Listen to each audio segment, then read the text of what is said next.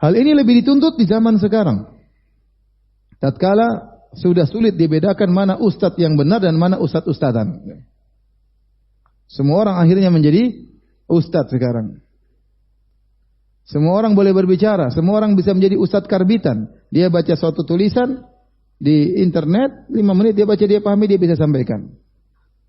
Padahal kalau sudah berbicara yang lain tidak tahu sama sekali. Sehingga diustadkanlah oleh masyarakat. Apalagi kalau ternyata dia sangat pandai berorasi. Orang semakin suka dengan dia. Apalagi ustadz ini fleksibel. Ya. Halal-halal ya. Jangan ke ustadz sana, haram-haram terus. Ya. Sehingga masyarakat mendapatkan apa yang mereka cari. Nanti ke ustadz sana pasti haram. Ini ya, ustadz ini halal. Ya. Dan itu terjadi, ikhwan. Terjadi. Nah, ini ustadz yang moderat. Ya.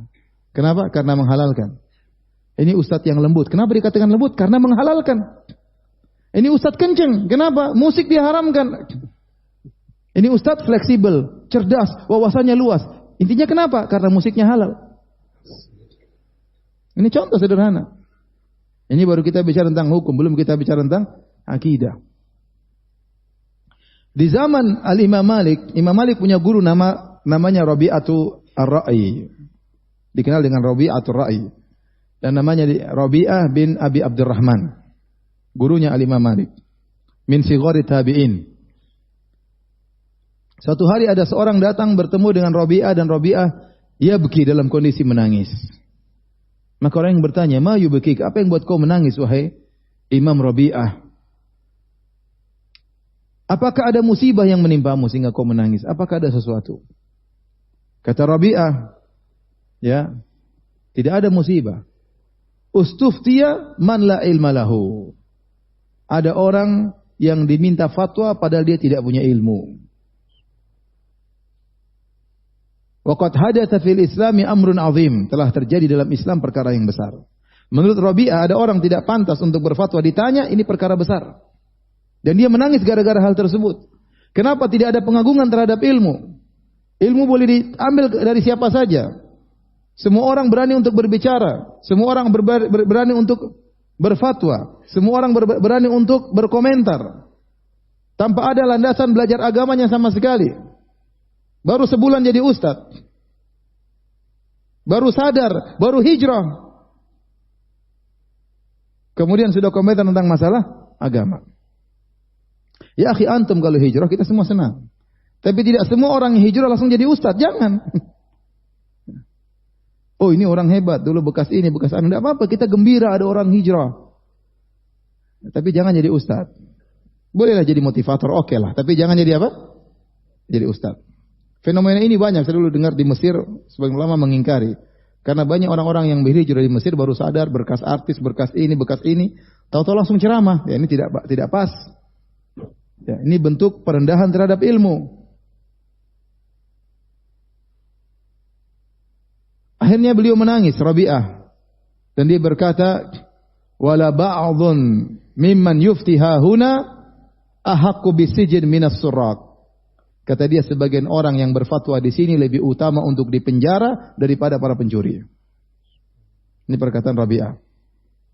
Rabi'ah ini wafat pada tahun 136 Hijriah. 136 Hijriah. Kemudian perkataan Rabi'ah ini dinukil oleh Ibnul Qayyim rahimahullah ta'ala yang meninggal wafat tahun 750 sekian. Kemudian beliau berkata, "Fa kaifa law ra'a ahla zamanina?" Bagaimana kalau Rabi'ah lihat orang-orang di model zaman kita sekarang ini? Kata Ibnul Qayyim di abad ke-8. Rabi'ah wafat pada abad kedua. Ibnul Qayyim menukil perkataannya dan mengatakan bagaimana kalau Rabi'ah yang wafat abad kedua hidup di abad ke-8, lihat bagaimana orang semua semangat berfatwa. Maka kita katakan pula bagaimana kalau Rabi'ah hidup di abad sekarang di Indonesia, Masya Allah. Tiap hari nangis. Ya akhi, subhanallah. Orang semua berbicara masalah agama.